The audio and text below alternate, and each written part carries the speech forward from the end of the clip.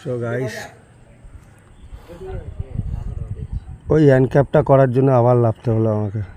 কালকে এখান থেকে লাইন কেটে নিয়ে এইখান থেকে নিয়ে ওখানে ফিল্টার বসিয়েছি, ওর ভেতরে মেশিন বসেছে।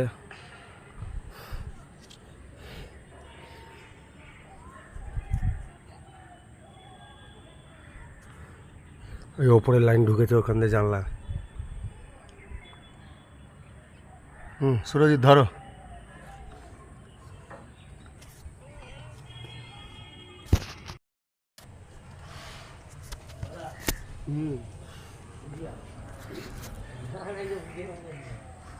সো গাইস, ওই হ্যান্ড ক্যাপটা করার জন্য আবার লাফতে হলো আমাকে। কালকে এখান থেকে লাইন কেটে নিয়ে এইখান থেকে নিয়ে ওখানে ফিল্টার বসিয়েছি, ওর ভেতরে মেশিন বসেছে।